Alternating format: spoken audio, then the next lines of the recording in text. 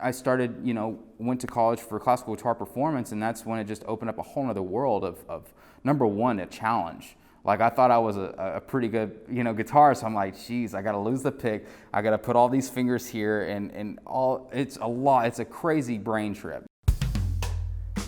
To celebrate our community of local artists, the Art Museum of South Texas is asking 10 creatives one question. What 10 tools do you use to make blank? Yeah, I'm Tyler Dominey. I'm a classical guitarist. I teach and perform here in the South Texas area.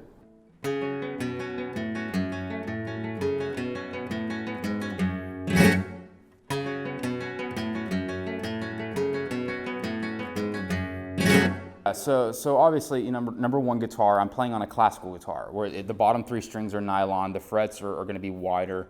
Definitely different as far as a steel string acoustic. An electric, definitely different, as far as the width and everything of the fretboard.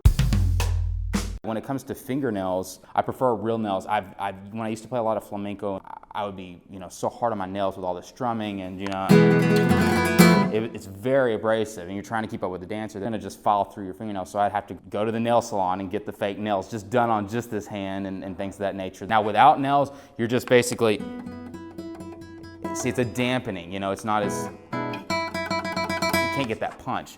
Especially like with techniques such as like a tremolo.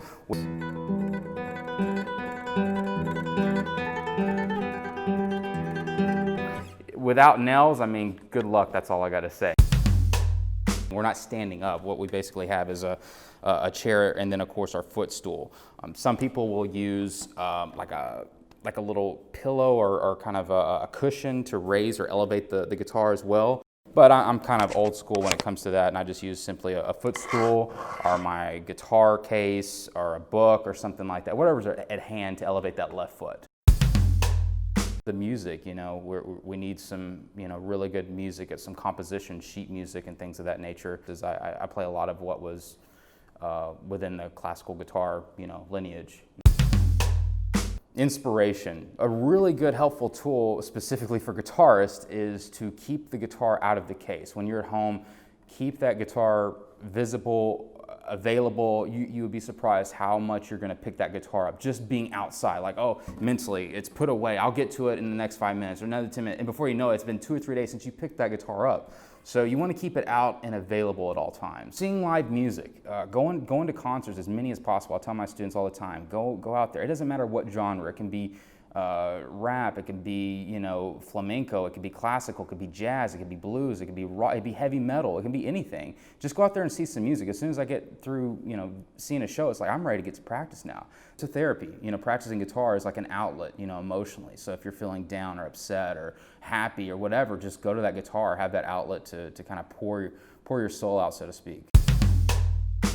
Distraction whenever you're just up against some really, really tough pieces and you're not getting anywhere, you're just feeling discouraged.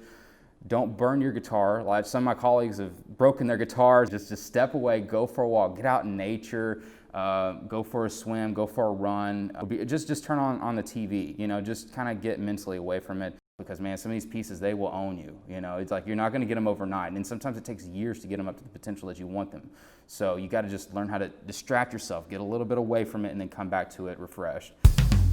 Things will kind of get a little bit stale sometimes if I'm just practicing at my own place over and over and over. It's like, okay, well, let's just go over to the park and kind of practice a little bit outside, or go over to one of the colleges, or find a practice room somewhere else. Just go over there and just start practicing. Just being in a different environment, it kind of cues in some different triggers. You're not stimulated to be distracted with this and this, and I got this to-do list in my own apartment. Or reflection. So dabble a little bit more into the world of meditation, sitting there in silence. That definitely opens up new mindset, new goals, seeing things more simply.